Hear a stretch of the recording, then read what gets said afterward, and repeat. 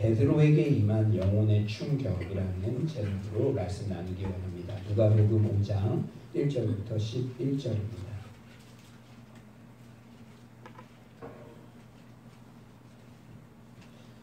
네, 다 찾으신 줄 믿고 저와 여러분이 한 절씩 교독하겠습니다. 무리가 몰려와서 하나님의 말씀을 들을새 예수는 게네사렛 호숫가에 서서 호숫가에 배 두 척이 있는 것을 보시니 어부들은 배에서 나와서 그 물을 씻는지라. 예수께서 한 배에 오르시니 그 배는 시몬의 배라. 육지에서 조금 떼기를 청하시고 앉으사 배에서 무리를 가르치시더니 말씀을 마치시고 시몬에게 이르시되 깊은 데로 가서 그물을 내려 고기를 잡으라. 시몬이 대답하여 이르되 선생님, 우리들이 밤이 새도록 수고하였을 때 잡은 것이 없지만은 말씀에 의지하여 내가 그물을 내리리이다 하고, 그렇게 하니 고기를 잡은 것이 심하나 그물이 찢어지는지라. 이에 다른 배에 있는 동무들에게 손짓하여 와서 도와달라 하니 그들이 와서 두 배의 채움에 잠기게 되었더라. 시몬 베드로가 이를 보고 예수의 무릎 안에 엎드려 이르되 주여, 나를 떠나소서, 나는 죄인이로소이다. 이는 자기 및 자기와 함께 있는 모든 사람이 고기 잡힌 것으로 말미암아 놀라고 세베대의 아들로서 시몬의 동업자인 야고보와 요한도 놀랐으나 예수께서 시몬에게 이르시되 무서워하지 말라. 이제는 후로는 네가 사람을 취하리라 하시니. 다 같이 읽겠습니다. 그들이 배를 육지에 대고 모든 것을 버려두고 예수를 따르니라. 아멘. 이 시간 좌우에 한번 이렇게 인사해볼까요? 성도님은 우리 교회 보배입니다. 인사해볼까요? 성도님은 우리 교회 보배입니다. 네, 얼굴만 봐도 은혜가 되네요. 얼굴만 봐도 은혜가 되네요. 아멘. 대한민국 가장이 잘 다니던 직업을 바꾸는 것 쉽지 않습니다. 뭔가 내면의 변화를 일으킬 만한 영혼의 충격을 받았을 때만 가능하죠. 저도 직업을 바꾸었던 전력이 있는 사람입니다. 그래도 사람들이 안정적이고 또 벌이가 괜찮다고 생각하던 은행원에서 선교사 후보생으로 직업을 바꿨어요. 꽤 큰 변화였죠. 이 변화의 폭을 굳이 이해하기 쉽게 설명하자면 일단 연봉이 15분의 1로 줄었습니다. 우리 청년들 지금 여러분 알바 월급이 한 달에 150만 원인데 10만 원 주는 곳으로, 그것도 자진해서 바꾸기란 사실 여간해선 쉽지 않겠죠. 제가 이런 결정을 하게 된 과정 가운데는 물론 하나님의 전적인 인도하심이 있었지만 그 시작은 한 할머니 선교사님과의 만남으로 인해 제 영혼에 잔잔한 파동이 일어날 때부터였습니다. 이 할머니는 제가 보기에는 좀 이상했어요. 수많은 해외 단기 선교를 다녀봤지만 이 할머니처럼 한국에서 온 단기 선교팀에게 당당한 분은 없었습니다. 특히 단기 선교 일정이 끝나고 한국의 선교팀들이 돌아갈 때 그 대상이 잘 나가든 잘 나가는 사장님이든 법조인이든 의사든 상관없이 선교 나오세요 이렇게 콜링을 하시는데, 마치 이 선교사 직업, 이 행복한 선교사 직업 놔두고 그거에서 뭐해요? 라는 듯한 뉘앙스가 담겨 있는 것 같았어요. 돈 벌 만큼 버셨고 또 자녀들 양육하실 만큼 양육하셨으면 이제 나오셔야지 왜 이 좋은 거 놔두고 뭐하고 계세요? 이런 뉘앙스가 느껴졌어요. 그런데 문제는 그런 행동이 일부러 선교사가 행복한 것처럼 보이려고 하는 모션이 아니라 진짜 꾸밈없이 그렇게 당당하게 행동하시니 장기 진로를 고민하던 은행원 청년이었던 제 마음에 깊은 여운을 남겼습니다. 제가 인생을 마감하는 날 눈을 감을 때 어떤 삶이 가장 가치 있었던 삶이라고 스스로 평가할 수 있을까? 그런 질문들을 저에게 남겼어요. 한국 사회에서는 그래도 의사다, 변호사다, CEO다 하면 일반적으로 다 부러워하고 머리를 조아리는데 그 할머니 선교사님을 그렇게 행복하게 하고 당당하게 하는 힘은 과연 어디서 오는 걸까? 결국 이 작은 울림에서 시작된 소명에 대한 질문이 저를 현재 이 자리까지 이끈 도화선이 되었습니다. 그렇게 저는 직업을 바꿨고 선교를 나갔고 목회자가 되었습니다. 오늘 본문에도 직업을 바꾼 인물이 등장해요. 예수를 만난 사람들 시리즈 설교 두 번째 남자 주인공은 바로 베드로죠. 먼저 사복음서의 내용을 종합하여 베드로의 백그라운드를 소개하면 다음과 같습니다. 베드로는 원래 베세다 지역의 조그만 어촌인 갈릴리 마을 출신이었어요. 비록 지금은 없어졌지만 고고학적 증거에 의하면 베세다는 요단강의 북동쪽 기슭에 위치한 곳으로 어부의 마을이라는 뜻을 갖고 있었습니다. 우리 청년들은 이번에 청년부 수련회 때 성경 개관을 해드리는데 이제 그 위치가 대강 느껴지죠. 갈릴리 가장 위에 호수라 그랬고 이렇게 빵 부스러기가 이렇게 떨어져 내려오는 것이 요단강이라고 했는데 그 갈릴리 그쪽에 있었다는 것이죠. 베드로의 어린 시절에 관해서는 몇 가지를 추정해 볼 수 있어요. 우선 베드로는 2개 국어를 사용했을 가능성이 높습니다. 당시 갈릴리에서 무역이나 상업에 종사하는 사람들 대부분은 히브리어와 헬라어를 함께 사용하는 환경에서 일을 하고 있었어요. 또한 당시 유대의 남자아이들은 통상적으로 아버지의 직업을 이어받았기 때문에 베드로도 유년 시절부터 어부인 아버지를 따라 함께 고기를 잡고 장사하는 법을 익혔을 가능성이 높습니다. 또한 당시의 전통을 따라 그는 10대에 결혼했겠죠. 결혼한 청년인 베드로는 베세다에서 갈릴리 북서쪽 해안에 있는 가버나움으로 예수님께서 주로 많은 활동을 하셨던 가버나움으로 이사를 했고 그는 장모님을 모시고 살고 있었죠. 베드로와 그의 아내에게 아이가 있었는지는 알려져 있지 않습니다. 그런데 이렇게 평범했던 어부 가장이 직업을 완전히 바꿔버렸어요. 자신의 돈벌이인 배를 버려두고 예수라는 청년을 따라갔습니다.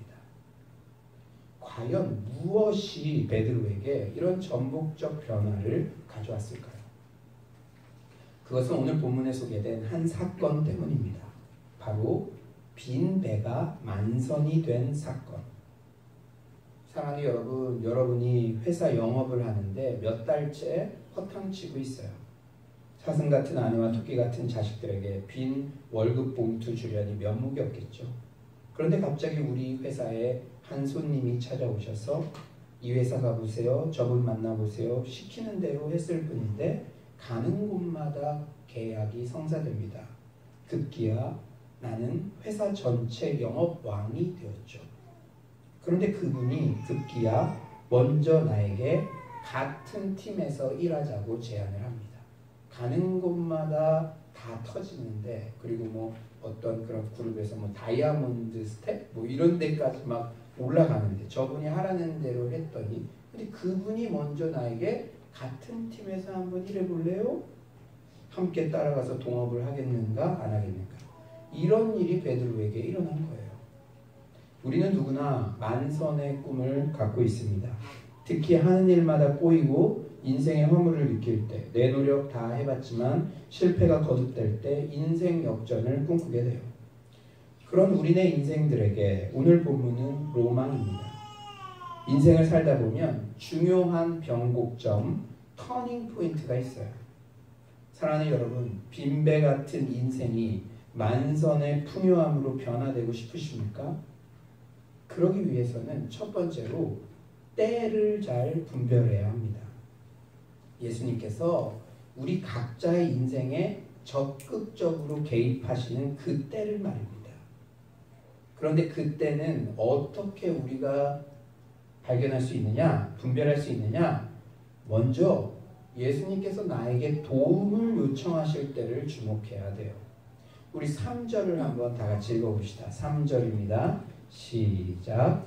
예수께서 함께 오시니 그를 시원하리라. 주께서 두 분에게를 정하시고 앉으사 배에서 무리를 가르치시더니 예수님께서는 해변에서 무리를 가르치시기 시작했는데 사람들이 점점 늘어나서 입추의 여지가 없었어요. 그래서 예수님은 즉석 대책을 마련하셨죠. 갈릴리 호수는 이렇게 지그재그 모양 해안선을 따라 가파르고 좁은 만이 이어지는데 이 각각의 한 면이 그 만이 천연 원형 경기장을 형성하고 있었어요. 이렇게 들어와 보이는. 그러니까 예수님께서 본인은 배 위에 있고 이 청중들은 육지에 그대로 있으면 본인이 배 위에서 말씀을 하시면 이게 그 무슨 원형 경기장처럼 오히려 사람들과 해변에 있을 때보다 훨씬 더 또렷하게 말씀을 전하실 수가 있었죠. 그래서 예수님께서는 베드로의 배를 딱 선택하셔서 올라타십니다. 근데 여러분, 내가 한번 베드로라고 생각해 보세요. 솔직히 좀 짜증나지 않겠습니까? 밤새도록 허탕쳤는데 예수님이 베드로 배를 빌려서 설교 강단으로 사용하십니다. 언제 그렇게 많이 봤다고 양해도 구하지 않은 채 자신을 좀 도와달라고 배를 좀 띄우라고 명령해요. 사실 큰 호수에서 노를 젓는 배는 한 곳에 머물지 못하고 이리저리 떠다닙니다. 예수님께서 그 배를 훌륭한 설교단으로 사용하시려면 진정 그 배가 이리저리 떠다니지 않게 베드로가 열심히, 우리 군대 용어로는 삽질을 하고 있어야 돼요. 조종해 주어야 합니다. 사실 그런데 이 요청은 생노가다를 일부러 시키는 것이 아니라 예수님께서 베드로의 실패한 삶에 적극적으로 개입하시겠다는 사랑의 사인입니다. 제가요, 우리 청년들에게 교회 자주 와, 목사님 곁에 있어, 그런 것도 같은 뉘앙스예요. 제가 미션홈 청년들 다 면접을 했는데요, 그 친구들, 사실 우리 리더십들은 알겠지만 그 친구 한 명 오면 저희 교회가 이렇게 일정 부분을 감당해야 됩니다. 더 많이 오는 게 우리 같은 가족 같은 공동체에서는 부담될 수도 있어요. 그런데 저는 그 친구들에게 그래도 와. 왜 그런지 아세요? 그 친구가 그 공동체 안에 머물러 있지 않으면, 자취하면 술 먹고 거룩을 잃고 그럴 게 뻔히 보이니까 너 붙어있는 게 복이다, 이런 마음으로. 그런데 그런 말은 다 할 수 없죠. 또 자존심 상하지 않게 너가 우리 교회에 꼭 필요해, 왔으면 좋겠어, 이렇게 말합니다. 예수님도 마찬가지로 이 베드로에게 도움을 청한 거예요. 마치 수가성 여인에게 물을 좀 달라고 요청하시는 것과 같은 이치입니다. 사랑하는 여러분, 교회에서 그럴 때 있지 않습니까? 잘 나갈 때, 벌이가 좋을 때는 그래도 이해가 되는데 몸도 피곤하고 일도 잘 안 풀리는데 여름 수련회 때 도와달라 그래요. 지금 베드로에게 딱 그런 상황이에요. 근데 여러분 명심하십시오. 예수님의 요청이든 교회의 요청이든 예수님과 어떻게든 연결되어 있는 것이 복 중의 복인 줄 믿습니다. 예전 교회에서 아예 청년 자녀를 윤주영 목사님 찬양팀에 맡기시는 권사님이 있었어요. 근데 그 권사님 하시는 말씀이 자기가 청년 때를 보내보니까 교회 일 많이 하고 봉사만 하는 것 같아 힘들 때도 있었지만 그것 때문에 거룩을 지킬 수 있었다는 것을 발견했다고. 그것보다 큰 복이 어디 있냐고.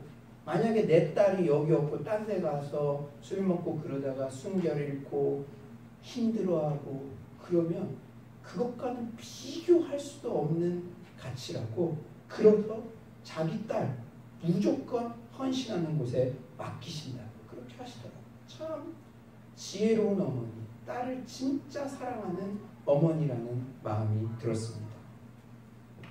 사랑하는 여러분, 도움이 필요 없으신 전능하신 예수님께서 구태여 나에게 도와달라고 요청하시는 것은, 그리고 나의 빈배를 선택하셔서 올라타시는 것은 나를 살리시고 만선의 기쁨을 선사하고 싶으시다는 사인입니다.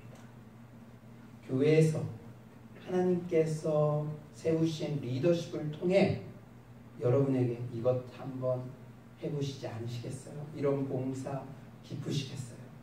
그 가운데는 예수님의 사랑이 개입되어 있다는 것이죠. 빈배 같은 내 인생에 예수님이 올라타신 순간 문제는 해결되고 진정한 만족을 얻게 됩니다. 또한 우리가 어떤 때를 주목해야 하느냐? 내 경험과 지식에 맞지 않는 것을 명령하실 때를 주목해야 합니다. 우리 4절 한번 다 같이 읽어볼까요? 우리 4절입니다. 시작. 말씀을 마치시고 시몬에게 이르시되 이리로 와서 그물을 내어 고기를 잡으라. 이것은 갈릴리 호수에서 잔뼈가 굳은 베테랑 어부 베드로에게는 말도 안 되는 명령이에요. 갈릴리 어부들은 밤에 물고기가 더 잘 잡히고 신선한 물이 호수로 흘러드는 물가에서 주로 고기가 잡힌다는 것을 다 알고 있습니다. 고기잡이의 곧자도 모를 나사렛 출신 무사람이 몸에 물 한 번 적셔본 적도 없는 사람이 비린내가 몸에 맨 고기잡이 배 선장에게 훈수를 둘 생각을 하다니 정말 어이가 없는 일이죠. 제가 예전 교회에 제자훈련, 사역훈련이라는 걸 했어요. 그래서 주일날 새벽 5시쯤 교회 가서 집에 밤 11시에 왔습니다. 그리고 저는 그 다음날 또 서울에서 공부하는 게 있어서 그 다음날 새벽 4시 반에 부산에서 출발해서 그렇게 공부를 했어요. 근데 그렇게 어렵게 1년 동안에 이렇게 예수님의 가치관에 대해서 이렇게 말씀을 드리고 이렇게 했어도 이제 그 11시까지 그렇게 성경 공부를 했어도 집에 가는 길에 이렇게 걸어갈 때 목사님 그거는 목사님이 세상을 몰라서 그럽니다. 근데 저는 금융권 경험을 해봤기 때문에 조금 더 공감을 하시는데 아무리 말씀이 선포되고 아무리 그 상황에 하나님께서 우리에게 말씀을 주셔도 우리의 경험, 우리가 지금 살아가고 있는 환경 때문에 그것을 거부할 때가 있다는 것이죠. 그런데 하나님께서 맨날 그러시는 게 아니라 이건 내가 생각했을 때 아닌 것 같은데 이런 영역에 대해서 순종하기를 원하는 말씀을 반복적으로 주신 때가 있다는 거예요. 그때가 그 하나님의 뜻을 잘 분별해야 할 때입니다. 여러분들도 이런 마음이 올라올 때가 있을 텐데 베드로도 아마 똑같은 마음이었을 거예요. 베드로의 속마음은 이랬을 것입니다. 이것 봐요 선생, 내 친구들과 나는 평생 고기만 잡고 살아온 놈들이올시다. 물고기가 어디서 먹이를 먹는가도 빠삭해요. 물가가 걔네 밥 먹는 곳이요. 그리고 고기 잡기에 제일 좋을 때는 한밤중이고요. 우리가 밤새 호수에 나간 것도 그 때문이에요. 우리가 멍청이가 아니에요. 여태까지 물고기가 잘 잡힐 때서 일하고 왔는데 고기 새끼 한 마리도 못 건졌소이다. 이보시오 선생 양반, 그렇게 세상에서 사업하다간 다 망해요. 우린 지금 쓰러지기 직전이요. 게다가 나는 선생 시중 드느라 이 친구들보다 몇 시간이나 더 깨어 있었어요. 나는 교회에서 주일날 봉사하느라 저 세상 사람들 공부할 때 공부 못했어요. 당신 같은 랍비는 세상을 경험해 보지도 않고서 뭐든지 다 안다고 생각해서 나보고 이 대낮에 깊은 물에 가서 고기를 잡으라고 명령하시는 것 같군요. 반항은 못했지만 우리가 문득 드는 이런 생각들이 베드로에게도 있었던 것입니다. 우리 인생에도 주님께서 내 경험과 상식에 맞지 않는 것을 반복해서 요구하시는 것 같은 때가 있습니다. 그런데 그때를 그냥 무시해서는 안 되며 주목해야 합니다. 왜 그렇습니까? 인간은 제가 제 자신을 보니까 그래요. 조금이라도 자기 생각에 오는 대로 행동해서 어떤 결과를 얻었다고 하면 자기 공으로 돌리기가 쉬워요. 그러니까 진짜 말도 안 되는 거 선택하게 해서 야 이거 하나님이 다 하셨네. 이거 선물해 주시고 싶으셔서 그렇게 반복적으로 말씀하시는 거예요.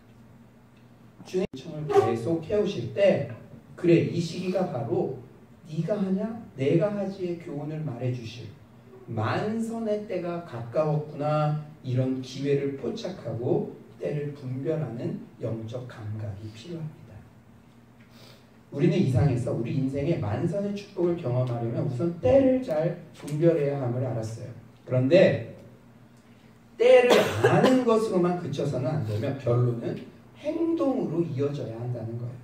우리 5에서 6절 우리 다 같이 한번 읽어볼까요? 5에서 6절입니다. 5에서 6절 시작. 선생님 우리들이 감히 속에서 수고하였으되 작은 것이 없지만은 말씀을 제어하느라 그물을 내리리이다. 그렇게 하니 고기를 잡은 것이 심히 많아 그물이 찢어지는지라. 말씀에 의지하여 내가 그물을 내리리이다. 내 감정, 이성, 판단이 아니라 말씀에 최고의 권위를 두겠다. 주님 말씀만 하시면 내가 순종하겠다. 이때 만선의 축복이 우리에게 주어집니다. 내가 근사한 생각을 하고 있다고 근사한 사람이 된 것처럼 생각하면 큰 오산입니다. 10년 전, 5년 전 매일 생각만 하고 있으면 안 되죠. 주의 말씀을 의지하여 깊은 곳에 그물을 던져야 합니다.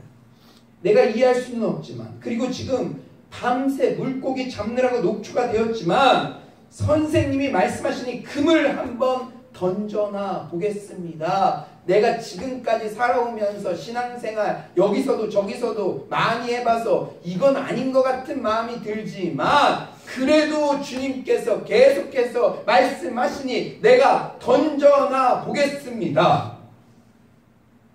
온전한 100% 마음이든 아니면 흉내만 내는 것이든 말씀을 붙잡고 실행을 해야 역사가 일어나는 줄 믿습니다. 한 발자국을 내딛으십시오. 한 발자국. 여러분의 상황에서 다 이해하세요. 흉내라도 내보라고 계속 주님이 우리에게 초대하고 계세요. 지난 1년 6개월 동안의 서울로 사역 가운데도 Just do it. 이거 되겠어? 가 아니라 누군가 먼저 화살촉처럼 어떤 한 분이 멀리 뛴 것도 아니고 한 발자국 순종하는 흉내만 냈는데도 전교인 수련회, 키만 토요학교, 청년부 자체 수련회, 가을 특세, 식사 제공, 미션홈 사역 이 모든 역사들이 일어났다는 것이죠. 우리 전교인이 다 으쌰으쌰 했습니까? 아니에요. 어떤 한 사람이 이번 특세 때도 어떤 한 사람이 우리 직장도 있고 청년도 있으니까 직장인들도 있으니까 밥을 준비해 보겠습니다. 수고로운 거죠. 새벽에 일어나서 해야 되니까. 한 사람이 하니 권사님, 집사님, 수많은 사람들이 함께 해서 이거 되겠어 하는 일들이 이루어지는 줄 믿습니다. 한 사람의 한 발걸음. 내 생각은 어려운 것 같지만 선생님이 그렇게 말씀하시니 목사님이 그렇게 말씀하시니 그물을 던져보기나 하겠습니다. 사랑하는 여러분, 작은 영역에서라도 한 번 말씀에 순종해서 승리하는 경험, 되는 경험, 이기는 습관을 갖게 되면 그 다음부터는 쉬워집니다. 여러분 오늘 새 가족들도 있는데요. 여러분 설교 들으면 알겠지만 제가 그렇게 편한 목사가 아니에요. 끊임없이 도전합니다. 그러나 정말 제 마음에 이거 선물해 주고 싶어서 그래요. 제가 어떻게 여러분들 매일 삶을 다 따라다니면서 매일 슈퍼맨처럼 처리해 줄 수가 있겠습니까?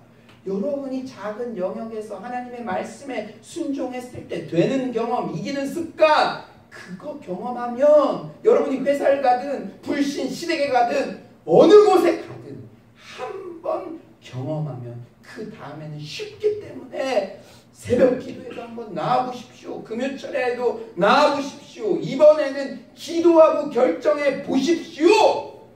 끊임없이 여러분에게 도전하는 것입니다. 제 마음이 잘 전달됐으면 좋겠어요. 6절 우리 한번 다 같이 한번 읽어볼까요? 6절입니다. 6절 시작. 그렇게 하니 고기를 잡는 것이 신음하나 그물이 찢어지는지라. 그렇게 하니가 뭡니까? 말씀에 순종하여 행동하니 고기를 잡은 것이 그냥 많은 게 아니라 심이 많아 그물이 찢어지느니라. 하나님은 째째한 분이 아니세요.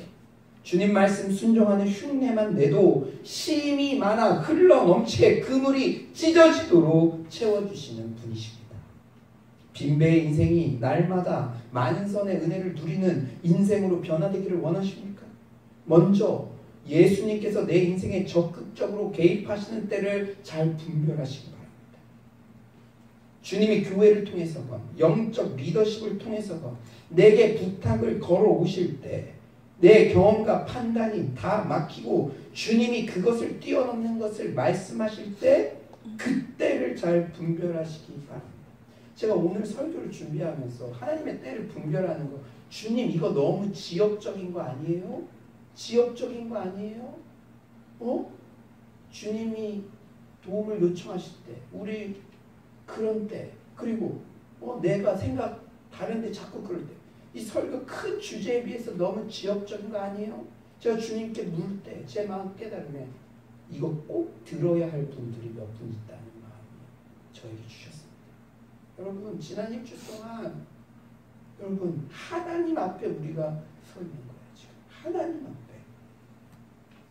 사랑하는 여러분, 그리고 그 때를 잘 포착했으면, 분별했으면 그때는요 여러분 매일 그렇게 살라는 게 아니라 후반전 인저리 타임에는 그런 결정적인 터닝 포인트가 오는 것 같은 때는 평소에 새벽기도 안 나오던 사람도 새벽에도 그냥 나오고, 평생 금식기도 안 해봤던 사람도 한번 금식이라도 해서 영적 안테나의 감수성을 극대화하여 주님께서 들려주시는 말씀을 잘 듣고 주일 예배로만 아닌 것 같으면 화요일에도 나와보고 금요철에도 나와보고 주님이 설교자들을 통해서 내 주변 사람들을 통해서 어떻게 말씀하시는지를 좀 안테나를 세워놓고 잘 들으려고 노력하고 주님의 말씀이 들리면 말씀에 적극적으로 순종하시기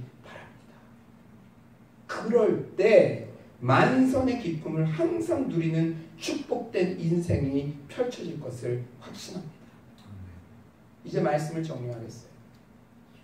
다시 한번 근원적 질문으로 돌아갑니다. 과연 베드로가 직업을 바꾼 이유가 무엇일까요? 베드로가 예수를 따라간 이유가 무엇이겠습니까? 단지 빈배가 만선이 되는 기적을 경험해서일까요? 세계 모든 바다의 물고기를 잡을 수 있는 마이다스의 손과 동업을 할 수 있기 때문이었을까? 와! 저 사람 따라다니면 어디를 가든지 고기 다 쓸어오겠다. 우리 집 먹고 살겠다. 그래서 따라갔을까요? 아니에요. 중요한 것은 베드로가 예수님을 따르면서 배를 버렸다는 것입니다. 오히려 베드로는, 여러분 잘 들으십시오. 오히려 베드로는 만선 복권에 당첨되었으나 그 당첨금을 원하지 않는 사람을 만났기 때문에 충격을 받았습니다. 자기가 지금까지 살아오면서 선생이라 자청하는 자들도 다 뒤를 돌아보니까 만선 복권이 당첨되면 그 만선 복권으로 사람들을 꼬시고 나를 따라오라고 했는데, 내가 지금까지 만난 사람과는 전혀 다르게 이 사람은 만선 복권에 당첨되었는데도 그것에 좌지우지 되지 않는 사람을, 선생님을 만났기 때문에 영혼의 충격을 받은 것입니다. 충격을 받은 베드로는 자신이 소중히 여기는 가치들과 우선시하는 것들이 옳지 않음을 깨닫습니다.